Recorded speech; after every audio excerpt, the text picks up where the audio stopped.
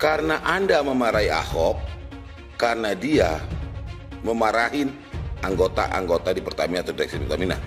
Berarti ada sesuatu yang salah. Kok jadi Ahoknya yang Anda marah dan Anda bungkam?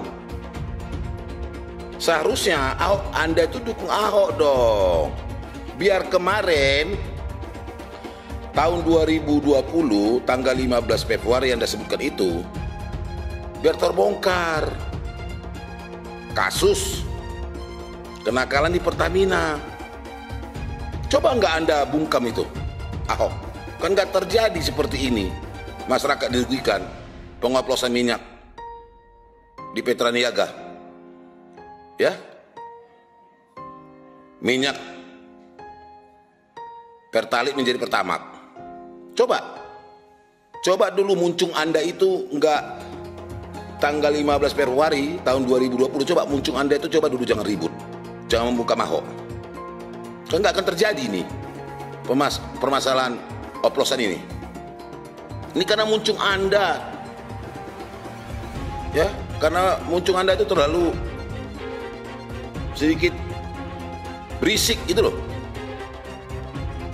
Seakan-akan Anda nggak mewakilin suara rakyat, ya. Dan saya sesalkan juga kepada Bung Andi Rosyadi.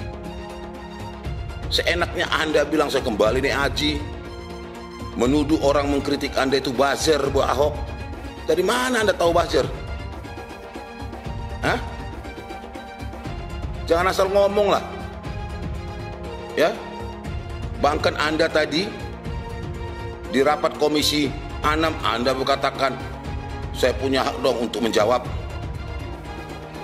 dan menuduh anggota DPR Pak Darmadi, teman-temannya buzzer Ahok.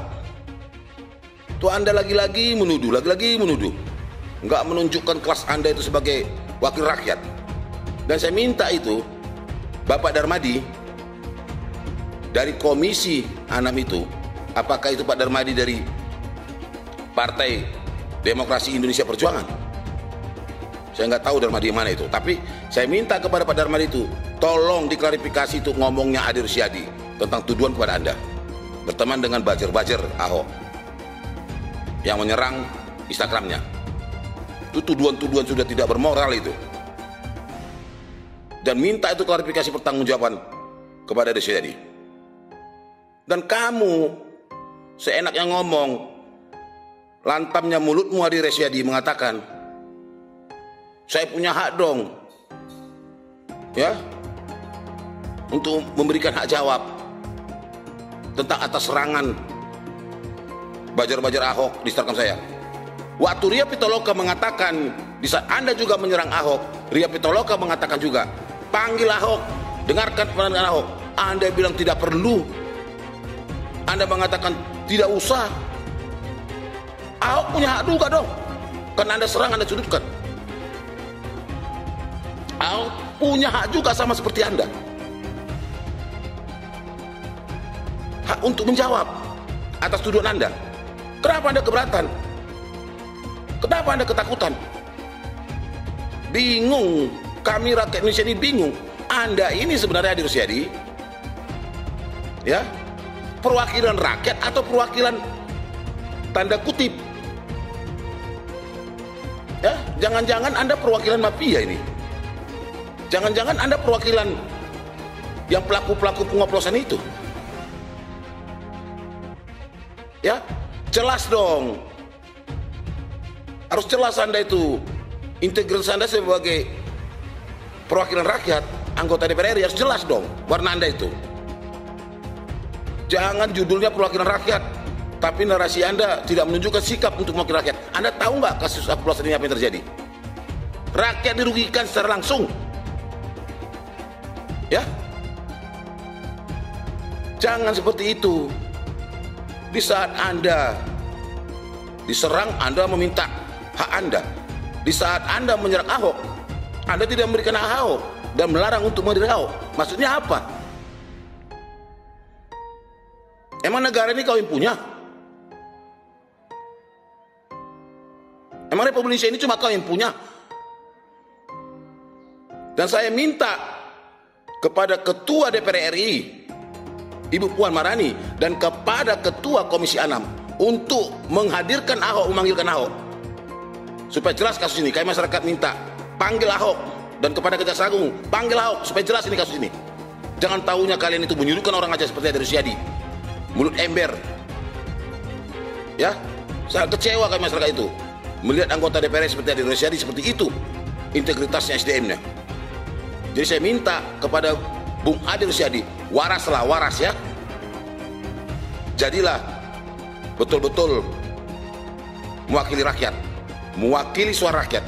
Bukan mewakili orang-orang yang membuat kejahatan. Atau bukan mewakili orang-orang yang menyengsarakan rakyat. Horas. Dari Kota Medan. Siapa di sini yang ada ikuti berita Ahok dan Hotman Paris? Gua ada ikuti ya, tapi sekedar aja, gak terlalu ngerti lah soal politik. Jadi yang gua baca itu, Ahok ini kan mau membongkar kasus korupsi di Pertamina. Tapi yang gua gak ngerti itu kenapa Hotman Paris itu akhir-akhir ini kayak komentar terus si Ahok. Bilang inilah, bilang itulah. Logikanya kan kalau korupsi dibongkar bukannya itu hal yang baik gitu. Itu yang pertama. Yang kedua, Hotman Paris adalah orang hukum. Orang hukum semuanya tahu korupsi adalah tindakan yang tidak benar, bahkan anak kecil pun tahu. Tapi kenapa kayak kesannya kayak gak setuju banget kalau kasus ini dibongkar. Bahkan dia ada upload ke sosmed dia mengatakan para pendukung Ahok pikir pakai logika bukan pakai. Ya gua gak ngerti. Apakah ini adalah permainan politik? Apakah ada hal-hal yang aku gak ngerti? Teman-teman boleh kasih tahu ya. Nenek cebong, nenek lampir, nenek spiral, nenek pansos ya. Nenek kece badai ya. Nenek peot yang kece badai. Seperti biasa ngoceh-ngoceh, nyocot-nyocot. Omong-omong yang spiral-spiral yang penyakitan sesak napas, jantungan, setiap hati berdebar-debar setiap kali melihat diriku ini ya.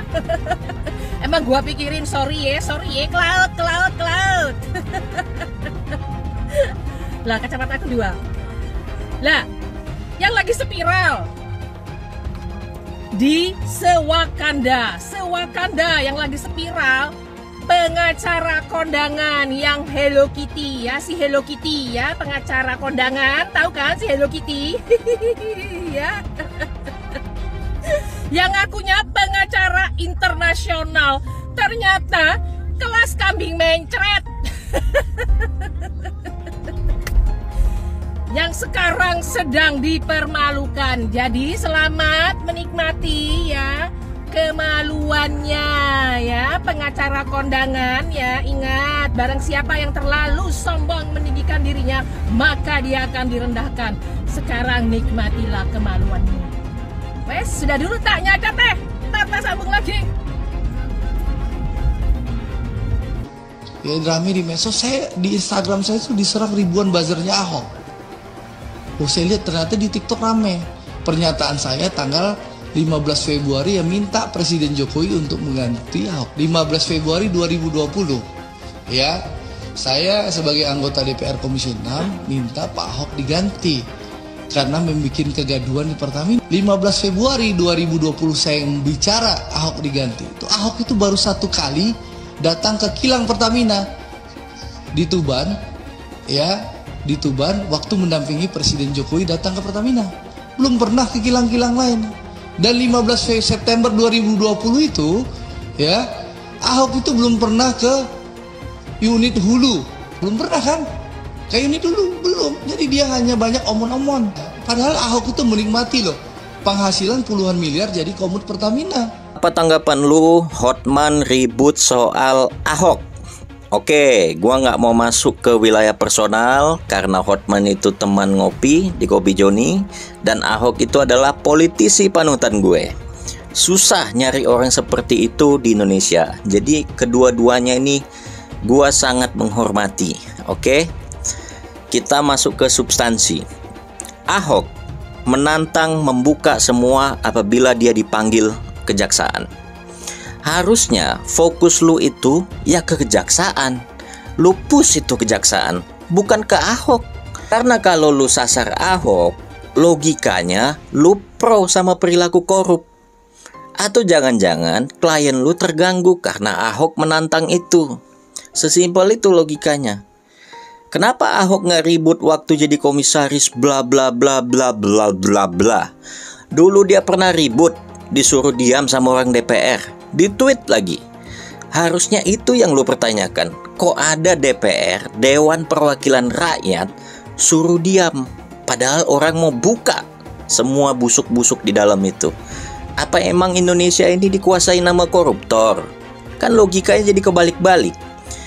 Jadi kalau semakin lu cari kesalahan Ahok karena dia menantang para koruptor, semakin lu itu kelihatan kalau lu itu pro sama koruptor. Balik lagi, tekan dong penegak hukumnya. Suruh panggil Ahok, dibuka semua itu ke publik, dan biarkan publik yang menilai. Ini cerita-cerita dulu Ahok ngomong apa, sekarang ngomong apa. Dinamika itu bisa berubah, kejadian bisa berubah. Lo nggak tahu persis apa yang ada di dalam, apa yang dialami Ahok. Misalnya kalau dia ribut saat itu, fokus aja sama hari ini. Ditantang buka data, ya tekan penegak hukumnya supaya diproses. Sesimpel itu. Pertamina ngebantah kalau Pertamax-nya adalah oplosan dari Pertalite. Gini ya dek, lo nggak usah rakyat Indonesia dengan bantahan itu. Kami rakyat Indonesia nggak amat. Lagi pula orang kalau emang salah ngaku aja, apa susahnya sih? Jangan malah ngeles mulu. Yang pertama, Kejagung udah mutusin ada tindak pidana korupsi dalam Pertamina dengan tuduhan ngoplos bensin Pertalite jadi Pertamax dari tahun 2018 sampai 2023. Kalau udah ada putusan dan bahkan pelakunya udah ketangkep juga, itu artinya udah ketahuan barang apa yang dikorupsi, duit hasil korupsinya, cara korupsinya, dan barang bukti korupsinya. Yang kedua, kalau bukti dan temuan tipikor semuanya dibantah dan Pertamina bilang nggak ada oplos-oplosan, ngapain itu orang ditangkepin semua? Logikanya di mana? Kalau salah ngaku salah, apa susahnya sih? Minta maaf ke publik, terus langsung berbenah untuk bisa dapetin kepercayaan publik. Jangan malah ngeles mulu. Kita dipaksa bayar pajak PBB, dikasih sertifikat tanah ganda. Kita dipaksa bayar pajak, dikasih pejabat yang awur-awuran. Kita beli Pertamax biar subsidi dari negara lebih tepat sasaran, malah dikasih bensin oplosan. Entar.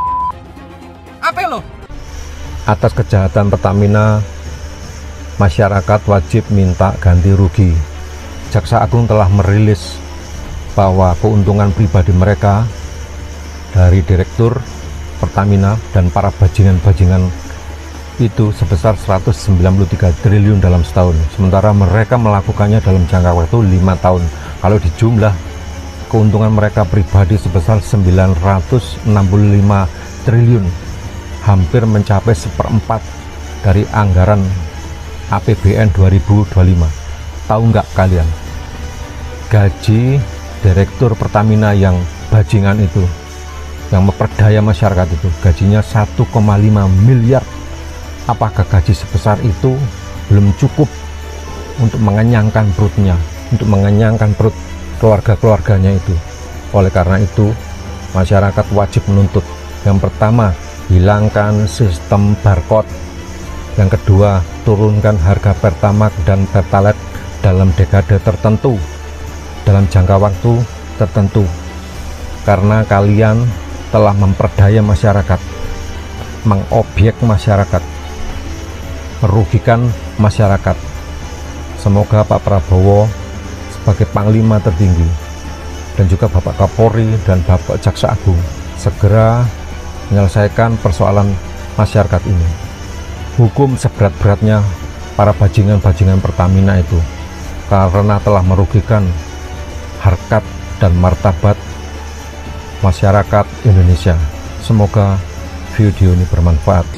Coba Anda bayangkan, sekiranya Kejaksaan Agung tidak bongkar kasus ini, maka akan berlanjut tindak pidana korupsi tersebut. Bayangkan berapa ratus triliun tiap tahun akan berlanjut. Ya, pertanyaannya adalah, Ahok tiba-tiba teriak, akan saya bongkar. pertanyaannya, sekiranya Kejaksaan Agung tidak bongkar kasus itu, apakah Ahok akan diam selamanya? Itu dia pertanyaannya. Atau memang dia tidak punya data apa-apa, cuma mau pansos, tiba-tiba ikut nebeng populer, seolah-olah mau bongkar. Jadi sekiranya Kejaksaan Agung tidak bongkar, berarti kasus ini akan berlanjut terus. Tiap tahun ratusan triliun. Dan selama ini Ahok diam. Pak, dia dulu logikanya.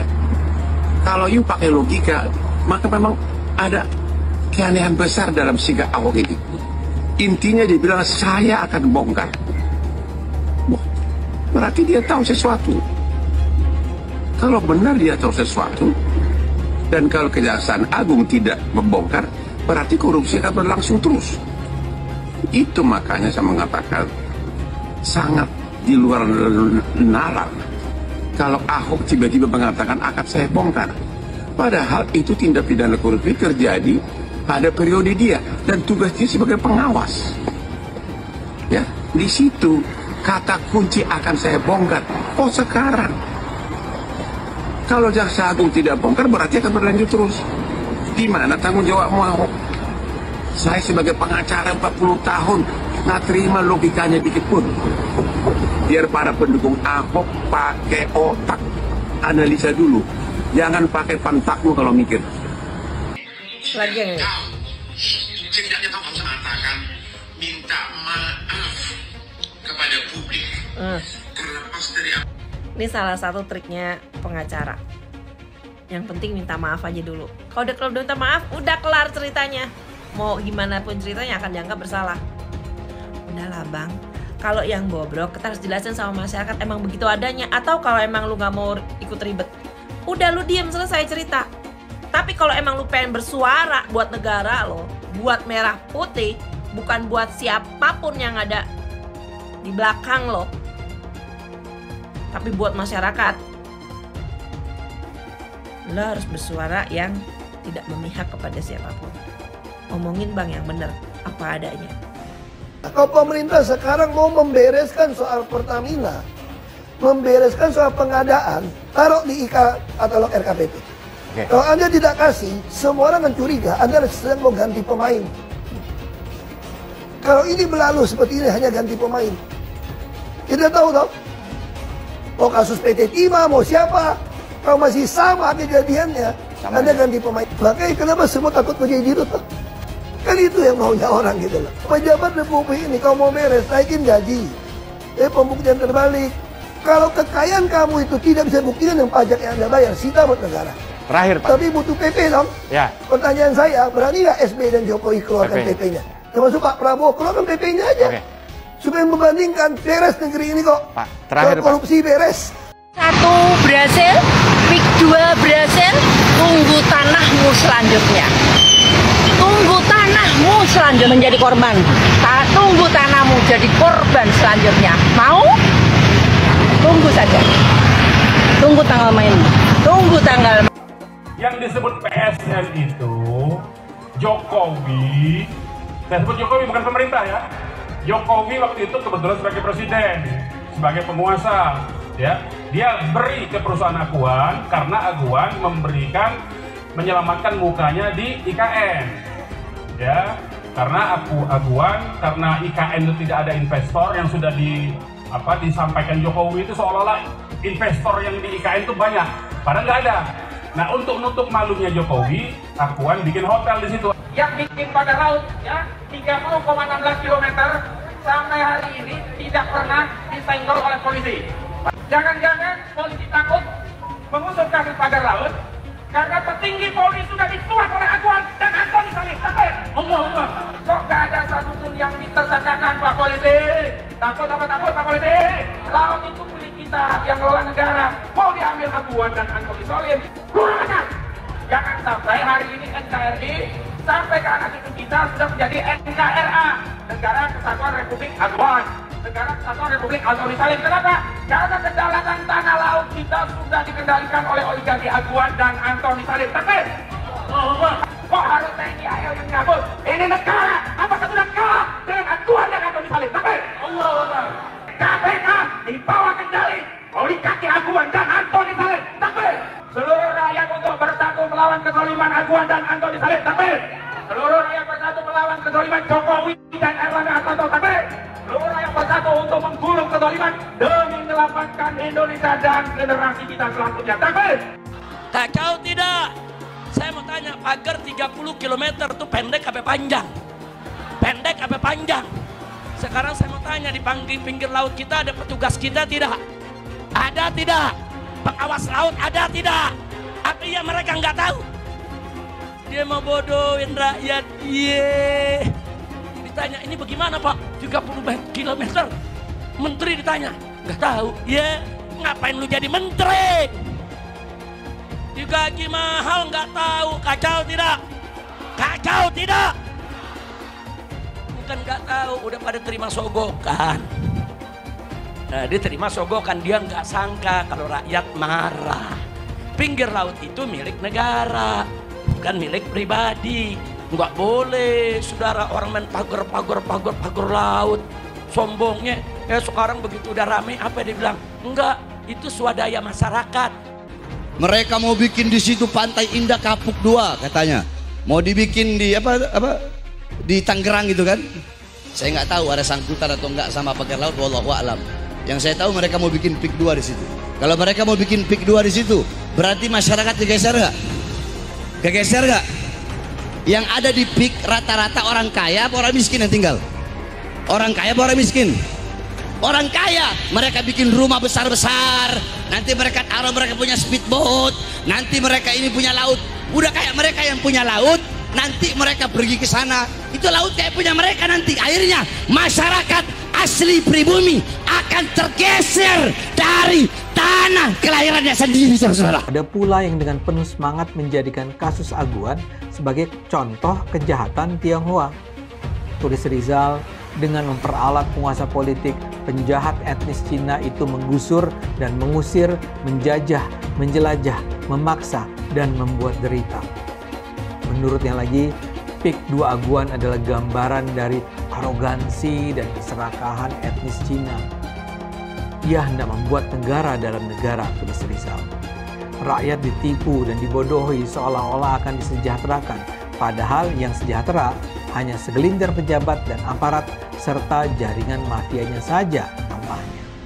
Ujungnya, tulis Rizal, pemerintah harus melakukan pembatalan segala perizinan yang terkait PIK 2. Proyek ini wajib untuk dibatalkan, kata Rizal. Rizal bersemangat sekali mencaci Aguan yang menurutnya beraroma kriminal. Aguan adalah etnis Cina jahat, model dari mafia yang berduit banyak dan layak untuk masuk jeruji besi karena mengacak-acak Indonesia, tulisnya. Anies tidak pernah menggunakan politik identitas, itu fakta. Jadi yang menggunakan politik identitas yang pertama kali itu adalah Ahok. Nggak boleh, silakan buka, maksudnya gini, saya ini minoritas 3 kali. Kan disebutkan Ahok itu kan, saya Cina, saya Kristen, saya orang dari Sumatera, minoritas 3 kali. Jadi yang mengangkat isu-isu identitas ini justru Ahok. Jadi sebenarnya yang harus kita teliti kalau secara faktual, kenapa Ahok mengangkat isu politik identitas? Dia ingin mengkapitalisasi keminoritasan itu supaya memunculkan sentimentasi positif terhadap dirinya, dan dia playing victim terus. Yang nggak bisa dia kontrol kata-katanya, yang membuat dia terpleset dalam permainan itu. Dan itu terbukti, dia selalu mengglorifikasi, mendengungkan bahwa dia minoritas. Itu selalu ada itu. Yang itu sebenarnya nggak ada. Politik identitas itu sudah ada sebelum Anies ikut kontestasi jadi calon gubernur. Waktu Anies masih menteri sudah ada itu. Saya Muslim, saya pilih Ahok, gitu. Sudah ada. Ini politik identitas. Tidak ada cerita Ahok dengan Anies. Ketika saya kalah, saya langsung kasih Anies penghargaan, ucapan segala macam. Tapi yang tidak bisa saya terima, ketika Anda menang, Anda pidato memecah belah bangsa. Bahwa Jakarta udah kembali ke pangkuan pribumi yang dijajah selama ini.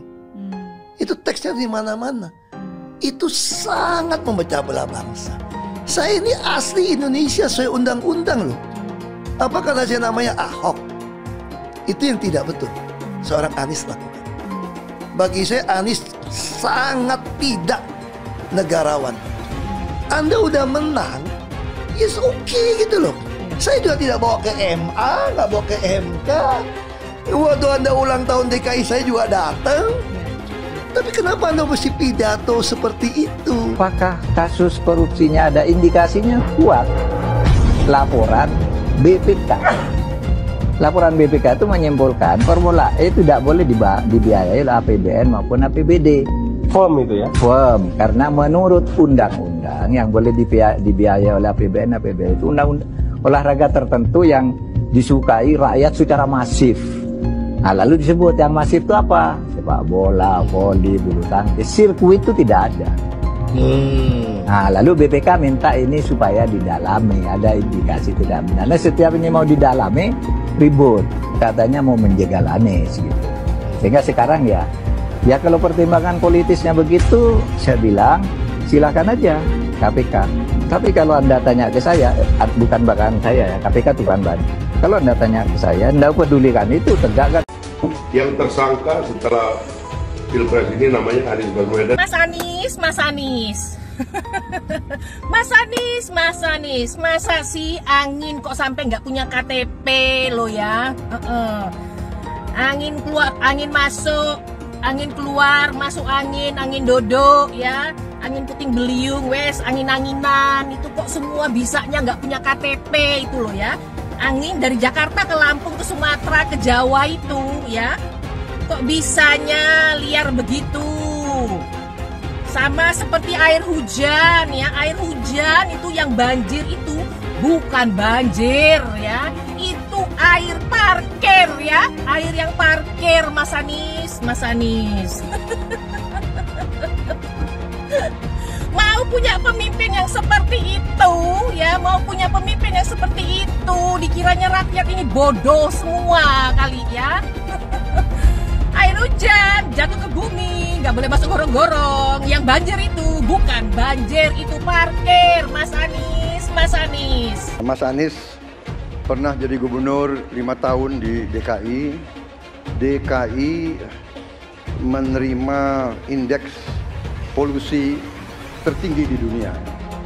Bagaimana dengan anggaran 80T, Pak Anies sebagai gubernur tidak dapat berbuat sesuatu yang berarti untuk mengurangi polusi. Terima kasih. Polusi udara tak punya KTP. Angin tak ada KTP-nya. Angin itu bergerak dari sana sini. Ketika polutan yang muncul dari pembangkit listrik tenaga uap mengalir ke Jakarta, maka Jakarta punya indikator, karena itu Jakarta mengatakan ada polusi udara. Ya susah kalau kita menyalahkan angin dari mana saja ya. Kalau kita dengan gampang menyalahkan angin, hujan dan sebagainya, ya mungkin tidak perlu ada pemerintahan kalau begitu ya. Bapak Politik Identitas Indonesia Anies Baswedan, Bapak Intoleransi Indonesia Anies Baswedan, jangan lupakan, jangan terlena, jangan sampai dia pecahkan kita dengan dagangan ayat dan mayatnya. Air itu turun dari langit, turunnya ke atap rumah langsung sumur bor, bukan ke sungai dan ke laut. Syukuri kenapa kalah, kenapa ditahan. Saya bersyukur atas itu semua. Saya coba bayangkan ya, kalau seandainya waktu itu kita menang gitu ya, hari ini belum tentu kita bisa nikmati seperti ini. Kita bersyukur 5 tahun Tuhan izinkan kasih ke orang yang pintar ngomong untuk kerja. Coba kalau kita bayangkan gitu ya, kalau kemarin saya masih jadi gubernur, ini saya udah turun ini. Tapi yang pintar ngomong itu dikira orang hebat kan? Ini lebih berbahaya tahun 2024. Langsung ketahuan karakternya. Langsung ketahuan itu.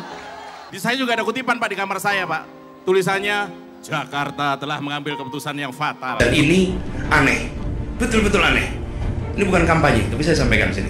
Di satu sisi menyiapkan jalur-jalur air untuk dikirim ke laut, di sisi lain di lautnya dipasang dengan pulau reklamasi, tinggal tunggu waktu jadi rob, air balik. Dan ini melawan sunatullah. Kenapa? Air itu turun dari langit ke bumi, bukan ke laut. harusnya dimasukkan ke dalam bumi, masukkan tanah. Di seluruh dunia air jatuh itu dimasukkan ke tanah, bukan dialirkan pakai gorong-gorong raksasa ke laut. Jakarta telah mengambil keputusan yang fatal. Bukan banjir, itu memang parkir air. Bukan banjir, itu memang parkir air. Penjajahan di depan mata itu di Jakarta.